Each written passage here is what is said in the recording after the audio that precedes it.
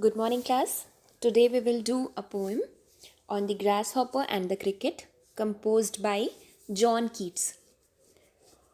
This poem is a sonnet actually. Sonnet is a type of a poem consists of 14 lines. So ऐसी poem जो 14 lines जिन poems में 14 lines होते हैं they are known as sonnet. So this is a sonnet composed by John Keats. So let's start. Unlike the ant and the cricket, which tells a story, this is a nature poem. So, we have already discussed about a poem, The Ant and the Cricket, in our earlier or previous chapters. So, unlike that poem, The Ant and the Cricket, that poem tells a story. Okay, there were characters, the ant and the cricket. But unlike that poem, this is a nature poem. Means this what? On the grasshopper and cricket. This poem is a nature poem. In it, the grasshopper and cricket do not appear as characters in a story. Means in that poem, means in the poem, the ant and the cricket, both the insects, ant and cricket, both appears or played a character. Both were the characters, okay, of that poem, and that was a story poem. Unlike that, here grasshopper and cricket, they act as a symbols. Symbols means here grasshopper is a symbol of hot summer, and cricket is a symbol of very cold winter. Okay, so both are the symbols. Read the poem and notice how the poetry of earth means the songs of earth. So read the poem and notice how the poetry of earth keeps on through summer and winter in a never ending song. Who sings the song?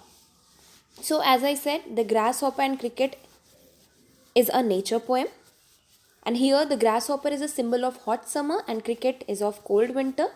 Here the poet is attracted towards the beauty of nature. He expresses his feelings through this poem, and he feels that the earth is always singing.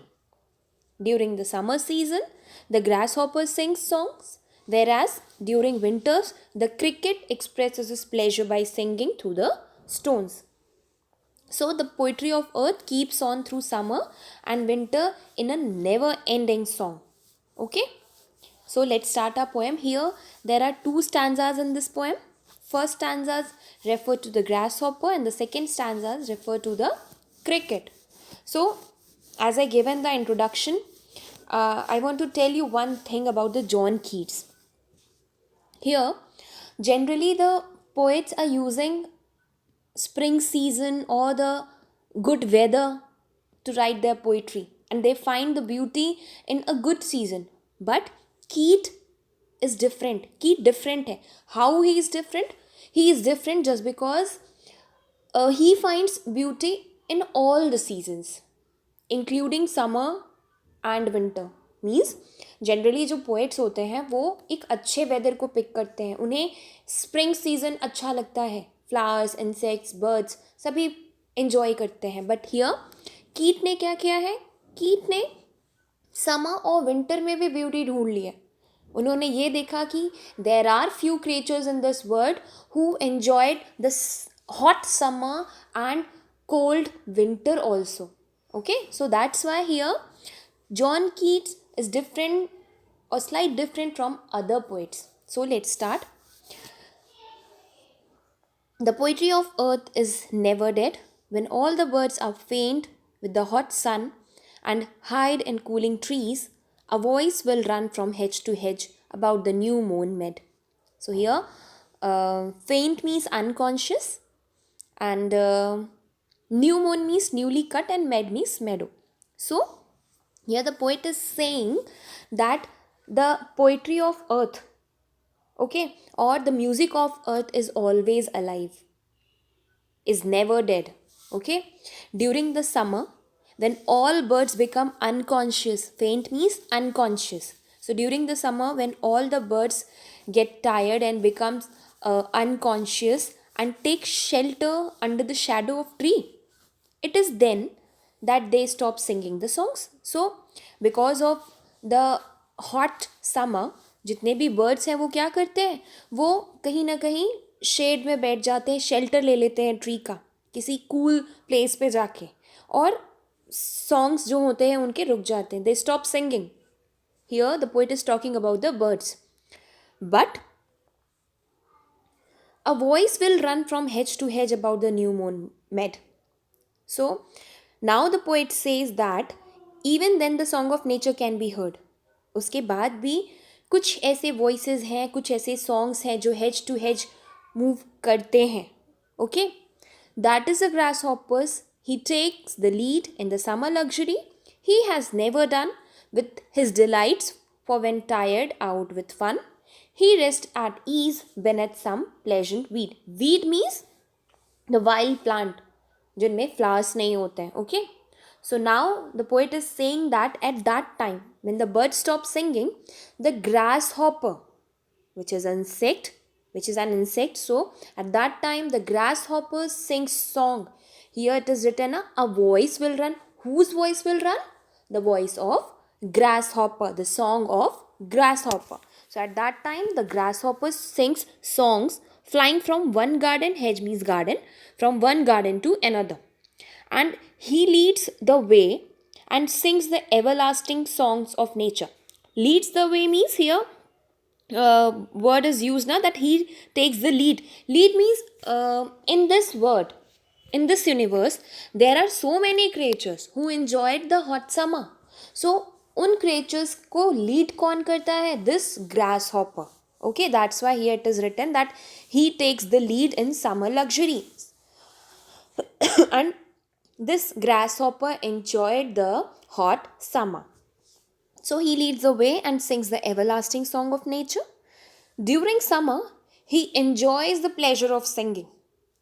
And when he gets tired with the fun, he rests beneath some weed or beneath some pleasant weed. Weed means a wild plant. So जब वो tired हो जाता है तो वो rest करने के लिए कहाँ जाता है? Under a wild plant.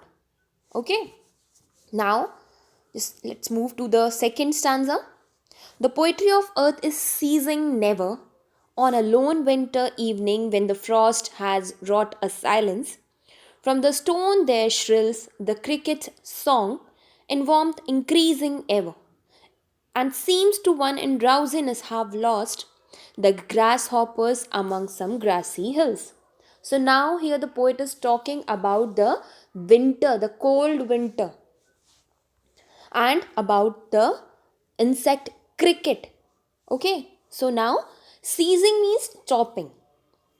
So again the poet is saying that the poetry of earth, the songs of earth never ends. Cease means end. कभी नहीं रुकता है जो इस earth के songs हैं. कोई ना कोई creature है जो इस song को continue करता है. Okay? During the winter, lone means होता है अकेला, alone. So during the winter season, in the silent frosty evening, the birds stop singing song. On a lone winter evening when the frost has brought a silence from the stone. Okay, so now the writer is saying कि during the winter जब frosty evening होती है, ice fall होता है, snow fall होता है, at that time क्या होता है? The bird stop singing. Birds जो होते हैं वो सिंग करना बंद कर देते हैं. And brought means brought about. Everywhere there was silence. There is silence during the winter season. क्या होता है? हर तरफ शांति हो जाती, साइलेंस हो जाता है. But however at that time the cricket begins to sing. Here from the stone there shrills the cricket song. So now the cricket begins to sing and spread the warmth of joy everywhere. The people and seems to one in drowsiness. Drowsiness means in the situation of drowsy, या नींद में रहना. ठीक है. So and to seems in a drowsiness half lost the grasshoppers among some grassy hills. And one more thing, this in the summer season grasshopper की जो sounds है या जो voice है that will move or that move from hedge to hedge, from garden to garden. But during the winter season ये garden से नहीं आता है, hedge से या meadow से ये voice नहीं आती. This voice comes from the stone. Okay, ये stone से आती है. And the people who are half asleep, drowsiness means half asleep, आधे सोए हुए या नींद में. So वो लोग जो half asleep है, drowsiness condition में है, feels that it is the grasshopper's song. The grasshoppers among some grassy hills it is written na, and it seems to one and drowse in it. So वो people जो half asleep हैं, आधे सोए हुए हैं, नींद में है, ये वॉइस, ये क्रिकेट की जो सॉन्ग है उसको सुन के उन्हें क्या फील होता है? दे फील और they feel that they fail that it is the grasshopper song which is coming from the grassy hills. So here both are compared. So through this poem the poet wants to send the message. वो क्या message send करना चाहते हैं? That nature is beautiful all the time irrespective of the season. वो ये कहना चाहते हैं कि जो नेचर की जो ब्यूटी है वो हर एक सीजन में सेम होती है.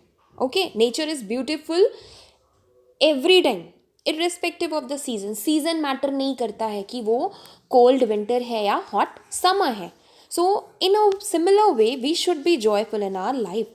उसी तरह जिस तरह से यहाँ पे ग्रास हॉपर और क्रिकेट उस वर्स्ट कंडीशन में भी इंजॉय कर रहे हैं लाइफ को, वैसे ही ये पोएम मैसेज करती है कि हमें भी अपनी लाइफ की हर एक अच्छे बुरे सिचुएशन में सेम रहना चाहिए, खुशी ढूंढनी चाहिए. Okay, thank you everyone.